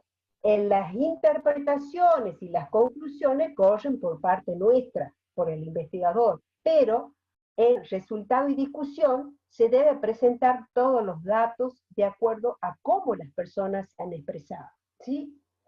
Y cuando hablamos, por eso decimos que es descriptivo, porque da las características de la población tal y como ellas mismas lo describen. Y el punto 5 dice que profundiza en los motivos de los hechos, es porque ante situaciones de existencia material similar, por ejemplo, las personas actúan de manera diferente. ¿Qué quiero decir con esto? Que profundiza en las motivaciones que llevan a las personas a actuar de una manera diferente, aun cuando todas estén viviendo una circunstancia en iguales condiciones. Así, en el ejemplo de las representaciones, por ejemplo, si nosotros estudiamos representaciones de la desnutrición, ¿no? Si estudiamos un determinado grupo social que ustedes ya vieron que tiene determinado nivel de ingreso, es decir, la mayoría o todos tienen un nivel de ingreso bajo, que todos tienen un bajo nivel de instrucción, que todos tienen escasos conocimientos de preparaciones alimentarias para recuperar al niño de la desnutrición, y otra serie de características, por ejemplo, vemos que todos tienen las mismas condiciones materiales de existencia, pero que aún cuando están sometidos a las mismas condiciones de un determinado ambiente, algunos actúan de una manera y otros de otra.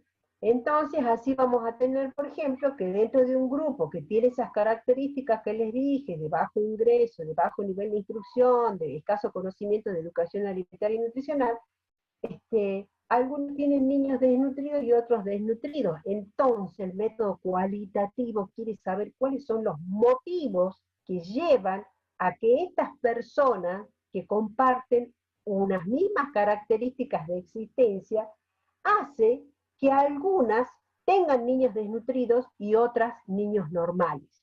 Y dentro de los niños desnutridos, ¿por qué algunas pueden llegar a cumplir con el tratamiento y recuperarlo de la desnutrición, y otras, aún cumpliendo escasamente con el tratamiento, no alcanzan a recuperar a su niño? Entonces yo quiero saber cuáles son los motivos, ¿sí? Las ideas o las percepciones que tienen acerca de la desnutrición, que hace que ese grupo de personas que está sometida a las mismas condiciones materiales de existencia tengan niños desnutridos y otras no, y dentro de los desnutridos algunos se recuperen y otros no.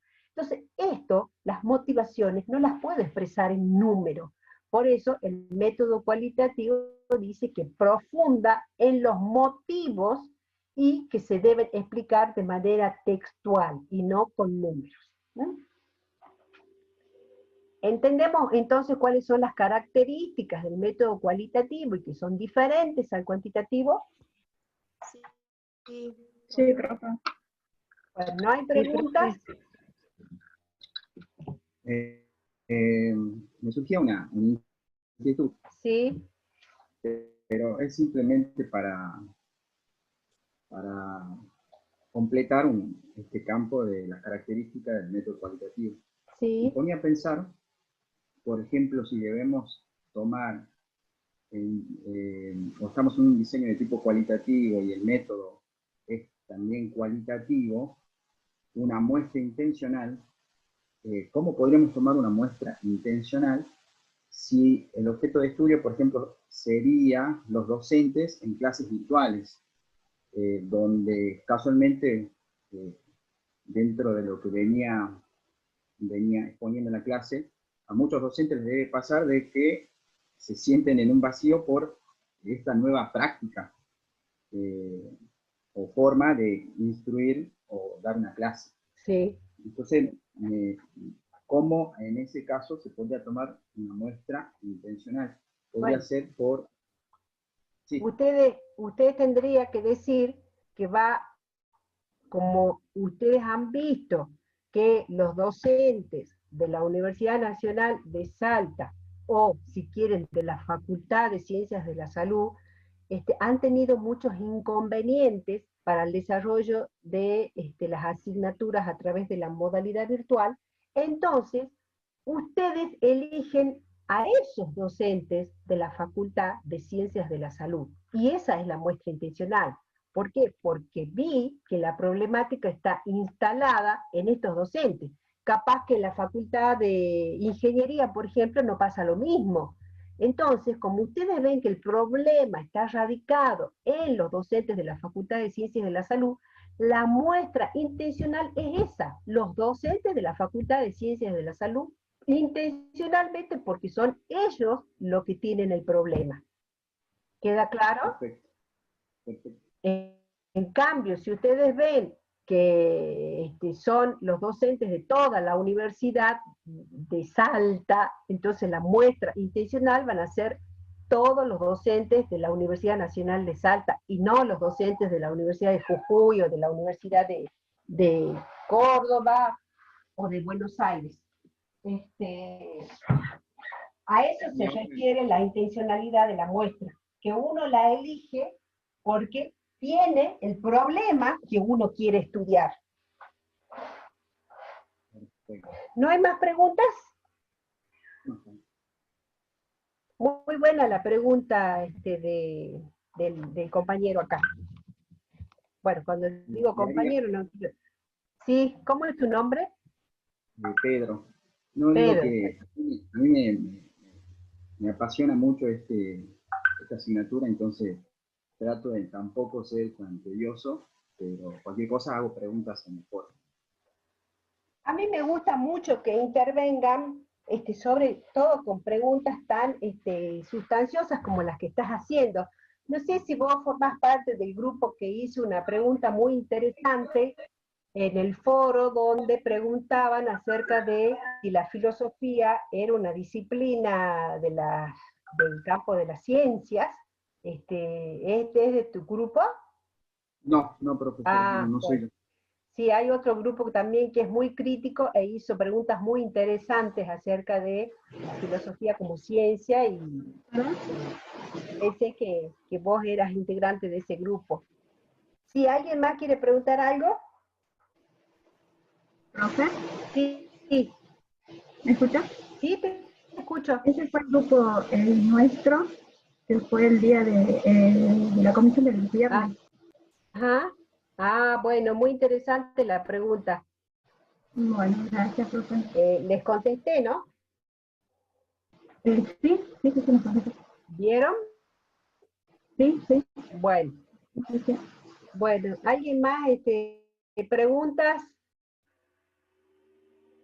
Porque ahora, una vez diferenciado cuáles son las características que presenta, mejor dicho, el método cualitativo, y que se diferencian del método cuantitativo, vamos a pasar a desarrollar las dos disciplinas que por excelencia dentro del campo de las ciencias sociales utilizan el método cualitativo para estudiar los fenómenos sociales. Y esas dos disciplinas son las que justamente abordamos en el programa de esta asignatura, y que son la sociología y la antropología, ¿sí? Entonces, vamos a pasar a ver lo que es la sociología. Acuérdense que vemos ahora las características de la sociología, porque es ella una de las principales disciplinas de las ciencias sociales que se dedica al estudio de los fenómenos a partir de la aplicación de la metodología cualitativa.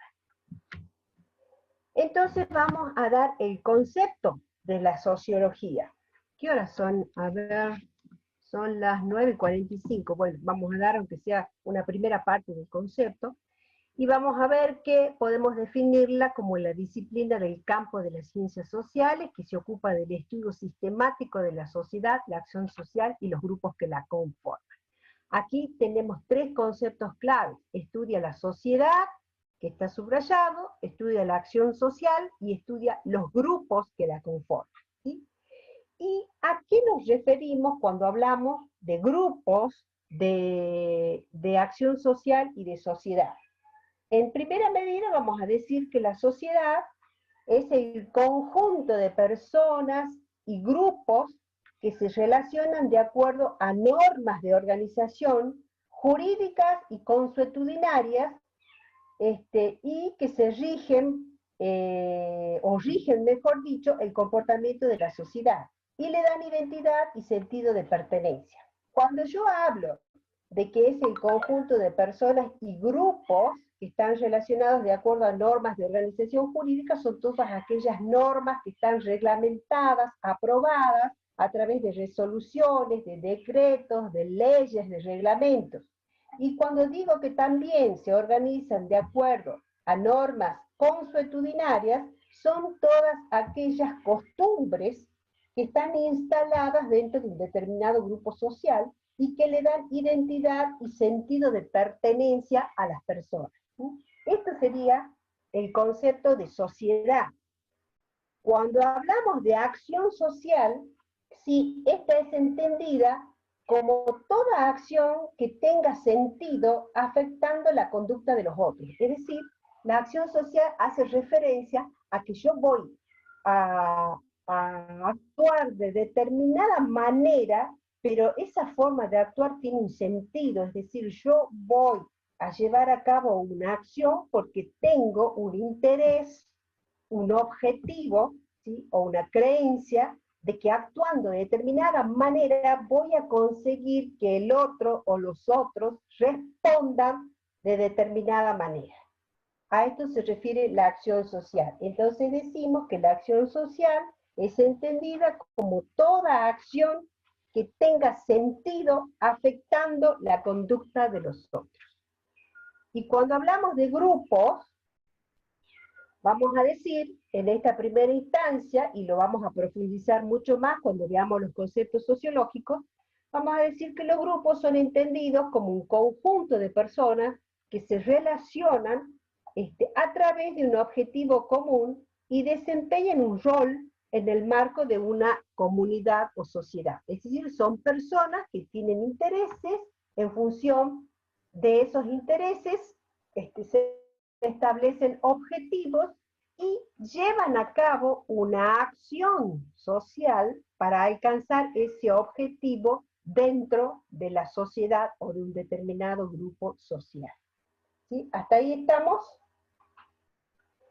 ¿Y cuál es el objeto de estudio de la sociología?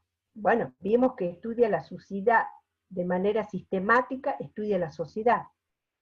Y el objeto de estudio, este objeto de estudio lo podemos definir de una determinada manera. Pero primero vamos a decir que el objeto de la sociología puede ser material o formal. Vamos a tener acá el objeto de estudio de la sociología puede ser material o puede ser formal. Y el objeto material y el objeto formal se refieren a determinado elemento específico. El material hace referencia al objeto o al elemento que estudia la sociología. En este caso, ¿qué es lo que estudia la sociología? Estudia, como dijo la definición anteriormente, de manera sistemática la sociedad. ¿Sí? Entonces, ¿cuál es el objeto de estudio material? O sea, el hecho, la situación que estudia es la sociedad.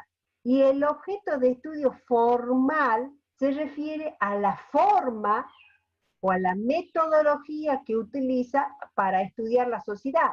Y entonces, ese objeto formal hará referencia al método que utiliza para estudiar los fenómenos sociales.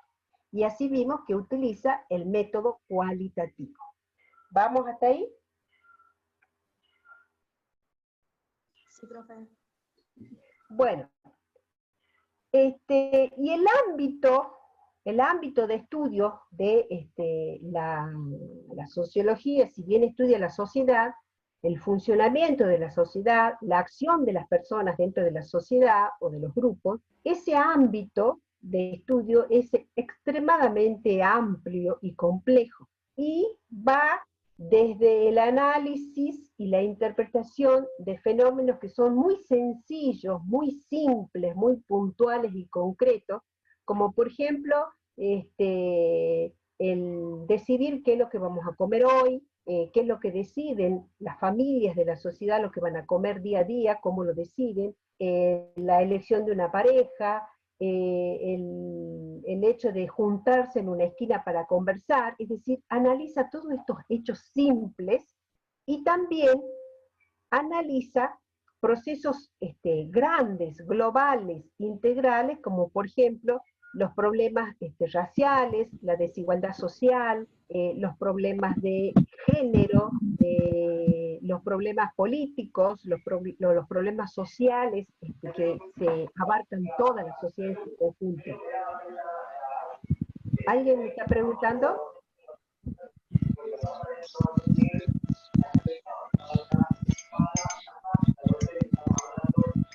No sé quién está hablando, por favor, le pido que cierre el micrófono.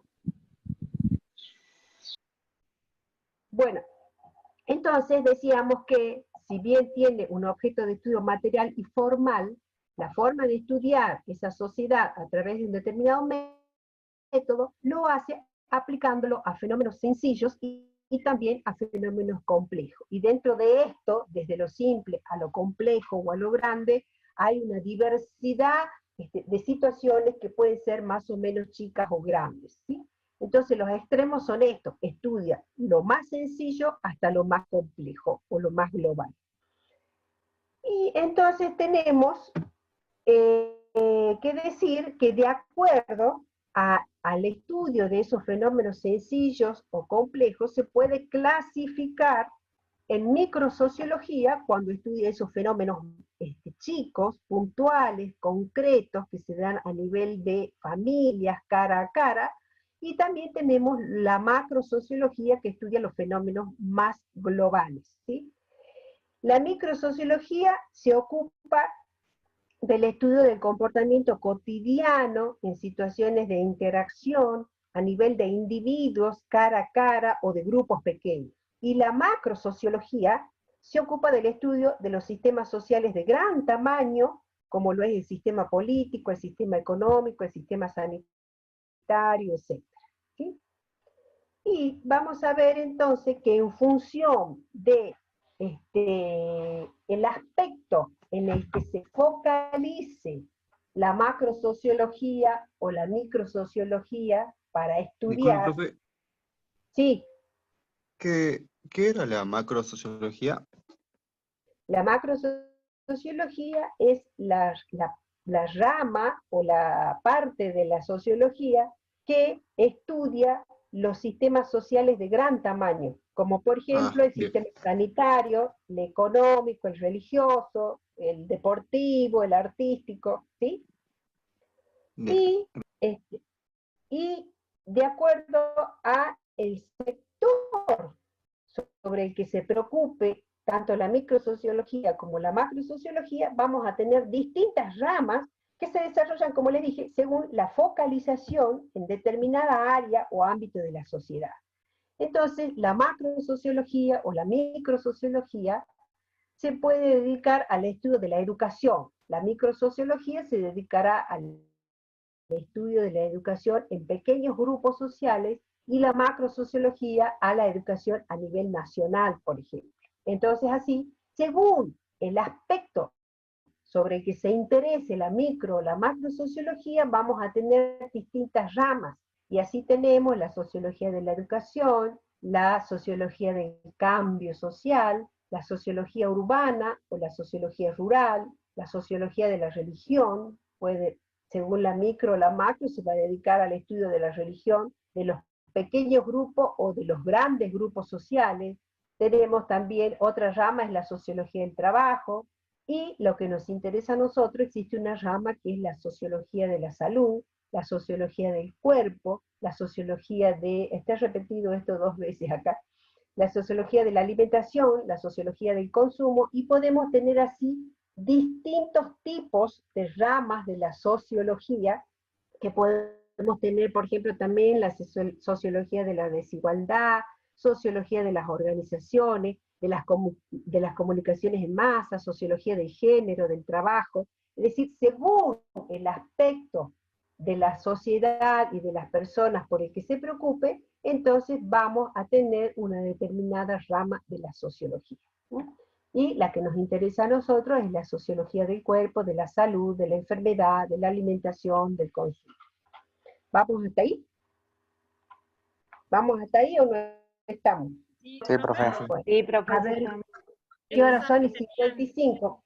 ¿Estas Sí. ramas serían ciencia o disciplina dentro de la sociología? La sociología es una disciplina del campo de las ciencias sociales. Y esto, la sociología de la educación, del cambio social, rural, urbana, son ramas de la disciplina sociología. Es decir, tenemos como núcleo a la sociología, que es una disciplina de las ciencias sociales. Y de esta disciplina surgen ramas, que son estas, que están acá, de acuerdo a el interés que tenga la sociología por estudiar la educación, lo social, lo rural, lo religioso, etcétera, etcétera. ¿Sí? Entonces tenemos, acá por ejemplo, arriba tendríamos la disciplina, que es la sociología. De la sociología surgen las ramas, y de las ramas tenemos todas estas. Todas estas serían ramas de la sociología.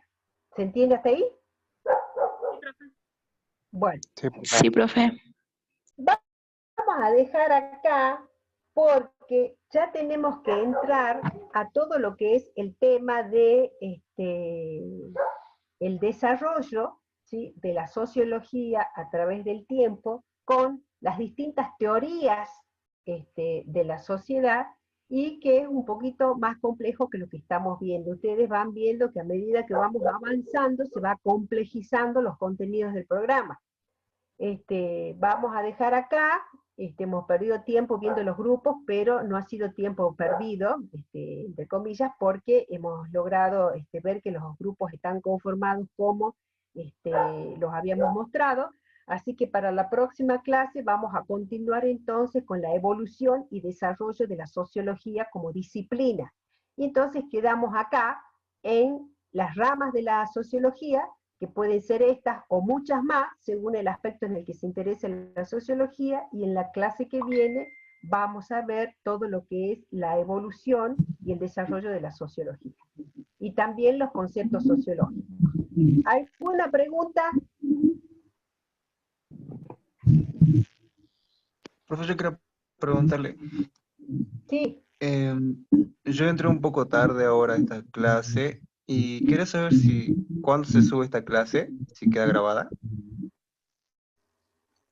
Bueno, esto lo dijimos también el primer día de clase, pero te lo respondo igual. Las clases se suben el lunes, o sea que el lunes ya tienen la clase subida a la plataforma virtual del Moodle, tienen subida la clase junto con la autoevaluación, y también tienen subida la consigna del trabajo práctico, que lo deben presentar hasta el viernes de la semana que viene. Es decir, el trabajo práctico número 3 se presenta hasta la semana que viene. Y la autoevaluación de esta teoría también se la hace durante la semana hasta el viernes. Y hoy ya tienen que estar presentadas las correcciones del trabajo práctico número 1, aquellos que tuvieron correcciones, hay algunos que no tuvieron, y también tiene que estar presentado el trabajo práctico número 2. Bueno, gracias. Gracias. De nada. ¿Alguna otra pregunta? Ya nos queda un minutito. Una consulta puntual, espero que no sea muy larga. Era sobre cuando hacemos la descripción del método cuantitativo y también a su vez relacionarlo con el método cualitativo en su análisis estadístico, interpreto que la inferencia estadística para el método cualitativo sería por el chi cuadrado, ¿verdad? Para el cuanti. Para el cuantitativo sería un chi cuadrado. Sí. Bien, bueno, esa duda... En la metodología cualitativa no se aplican pruebas estadísticas.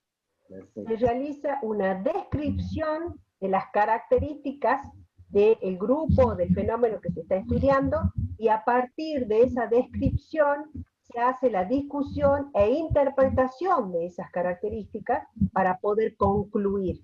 Pero no se aplican pruebas estadísticas o matemáticas a esa información, es una información netamente descriptiva.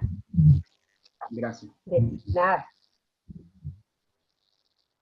Bueno, en mi computadora dice que son las 10, así que en cualquier momento se corta.